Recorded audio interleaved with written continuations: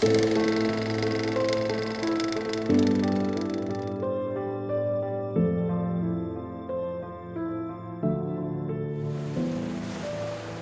account I'm about to give is true. Though greatly condensed, it is a record of an experience during the days when my life hung in the balance between time and eternity. If I can only dimly show the close linking of the two lives, the mortal with the divine, as they then appeared to me, I may be able to partly tear the veil from the death we so dread and show it to be only an open door to the new and beautiful phase of the life we now live. We now live in those strange happy hours, the close blending of two lives, so wrapped about with the Father's watchful care and tender love, the reunion of dear friends with earth ties unchanged, the satisfied desires, the glad surprises, and the divine, intensified and illumined by the reverence and love and adoration that these dear ones gave to the Blessed Trinity, appeared to me the most perfect revelation of that blessed life of which we here on earth so fondly dream, with the hope that it may comfort and uplift some who hear it, even as this memory will forever do for me. I submit this imperfect sketch of a most perfect vision and those intense days of agonized suffering and great peace. I felt that I had truly found, as never before, the refuge of the everlasting arms. One morning, dark and stormy after a night of intense suffering, I seemed to be standing on the floor of my bed in front of the stained glass window. Someone was standing by me, and when I looked up, I saw it was my husband's favorite brother who crossed the river many years ago. "My dear brother Frank, how good of you to come!" "It was a great joy to me that I could do so, little sister. Shall we go now?" Then he drew me toward the window. He walked on with firm, swift steps, and I think I must have slept, for the next thing I knew, I was sitting in a sheltered nook, made by flowering shrubs upon the softest, the most beautiful turf of grass, shrouded with fragrant flowers. Many of the flowers I had known and loved on earth, but even in that first moment, I observed how perfect in its way every plant and flower was. Little children were laughing and playing, running hither and thither, and catching bright-winged birds that flitted in and out among them in their tiny little hands. All through the grounds, people were walking, sometimes in groups, sometimes in twos, sometimes alone, but all with an air of peacefulness and happiness that made itself felt, even by me, a stranger. All were in spotless white, though many wore about them or carried in their hands clusters of beautiful flowers.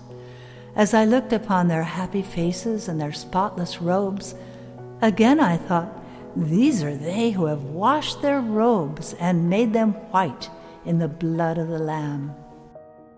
Wherever I looked, I saw, half hidden by the trees, elegant and beautiful houses of strangely attractive architecture that I felt must be the homes of the happy inhabitants of this enchanted place. I caught glimpses of sparkling fountains, and close to my retreat flowed a river with water as clear as crystal. The walkways that ran in many directions through the grounds appeared to be of pearl, spotless and pure, bordered on either side by narrow streams of lucid water running over the stones of gold. The one thought that enraptured me as I looked breathlessly and speechless upon the scene was purity. There was no shadow of dust, no taint of decay on fruit or flower. Everything perfect, everything pure. The air was soft and balmy, though invigorating, and instead of sunlight, there was a golden and rosy glory everywhere, something like the afterglow of a southern sunset in midsummer.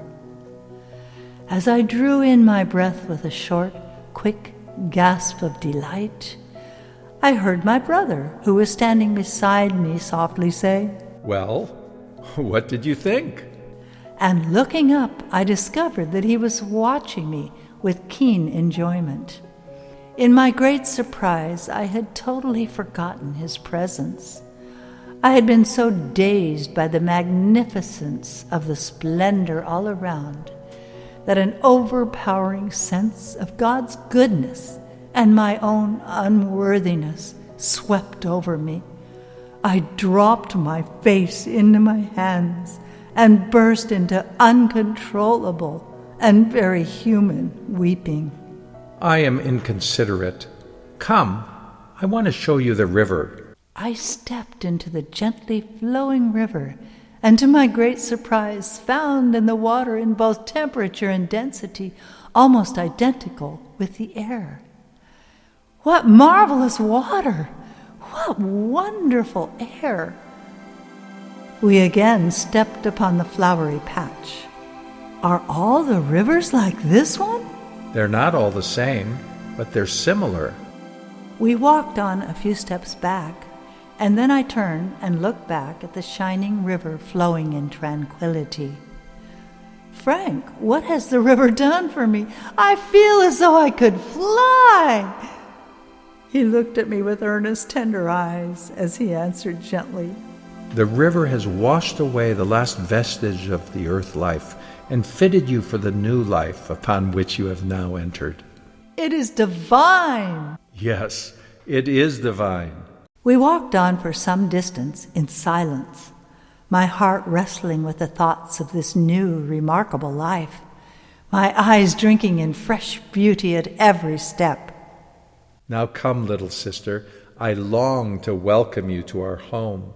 He took my hand and led me up the low steps onto the broad veranda, with its massive columns of gray, between which vines covered with rich, glossy leaves of green, intermingled with flowers of exquisite color and delicate perfume, hanging in heavy festoons. It is heavenly. It is heavenly. It could not be otherwise. I smiled my acknowledgement of this truth. My heart was too full for words.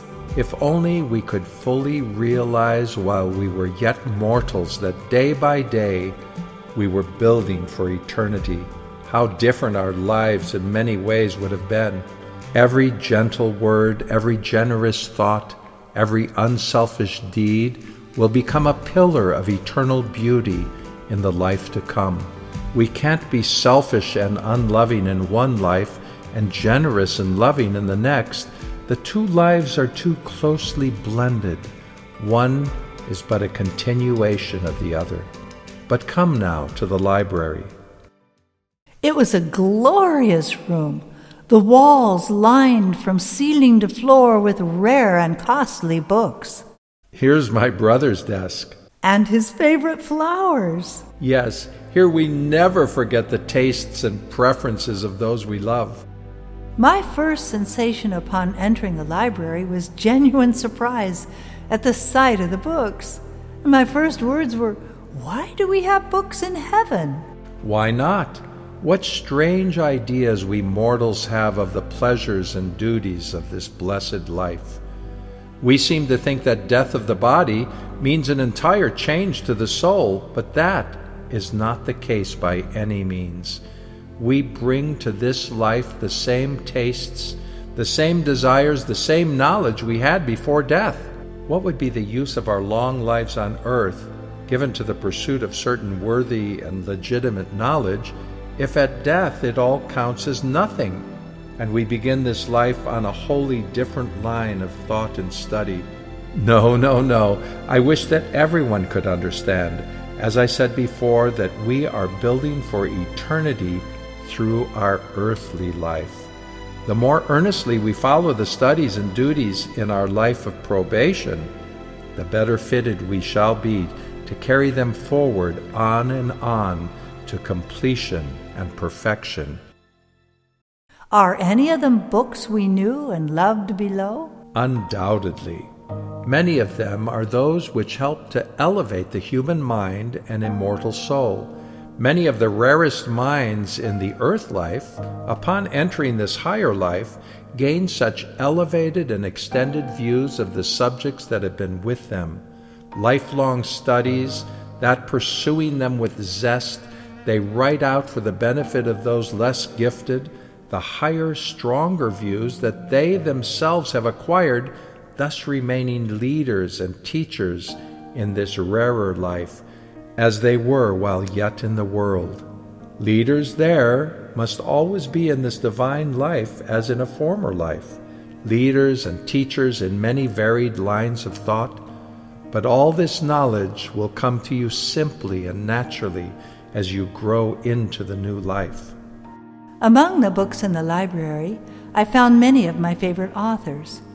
After some time spent in this delightful place, we passed through the open window onto the marble terrace. It seemed to me at the time, and really proved to be so, that in variety and excellence, food for the most elegant buffet was provided here without care or labor. My brother gathered some of the different varieties and bade me to try them. I did so with much relish and refreshment. As I stood once more admiring the inlaid roses, my brother asked, "Whom of all the friends you have in heaven do you most wish to see?" "My father and mother."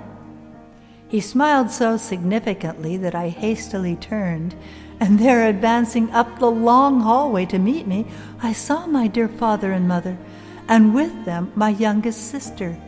With the cry of joy, I flew into my father's outstretched arms and heard with a thrill of joy his dear familiar voice. "My precious little daughter." "At last! I have found you again, at last!" At last. Then he resigned me to my dear mother, and soon we were clasped in each other's embrace. "My precious mother!" "My dear, dear child!" We cried simultaneously, and my sister, enfolding us both in her arms, joined in the circle of our united love. Oh, what an hour that was! I did not dream that even heaven could hold such joy. After a time, my brother, who had shared our joy, said, "Now I can safely leave you for a few moments to this blessed reunion, for I have other work before me. And don't forget that rest, especially to one who recently entered upon the new life. Rest is not only one of the pleasures, but one of the duties of heaven." As time passed and I grew more accustomed to the heavenly life around me, I found its loveliness unfolded to me like the slow opening of a rare flower. Delightful surprises met me at every turn. Now a dear friend from whom I had parted years ago in the earth life would come up unexpectedly upon me with a cordial greeting. Then the clear revelation of some truth only partly understood in life, though eagerly sought for, would stand out clear and strong before me, overwhelming me with its luster, and perhaps showing the close tie linking the earth life with the divine.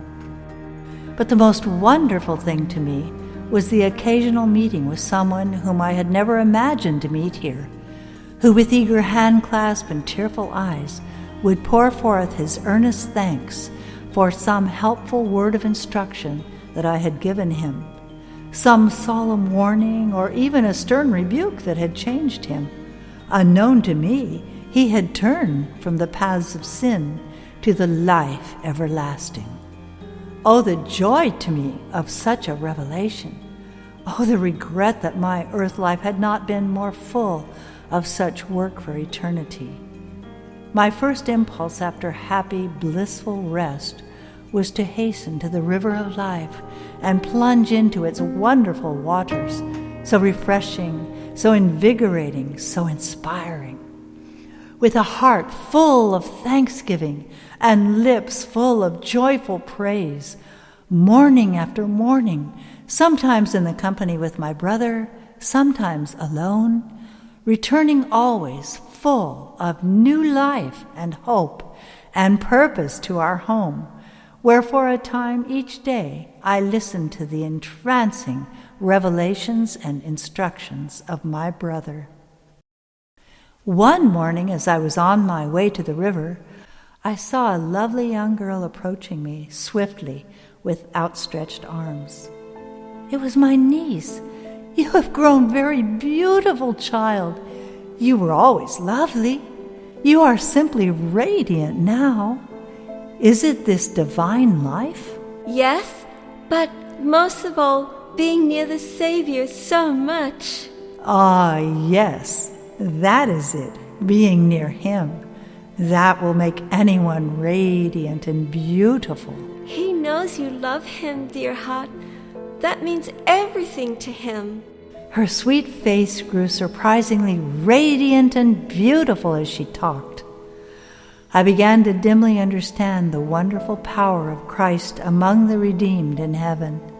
This dear child, so lovely in all mortal graces, so full of earth's keenest enjoyments during the whole of her brief life, pure and good as we count goodness below, yet seemingly too absorbed in life's gaieties to think deeply of the things she yet in her heart revered and honored.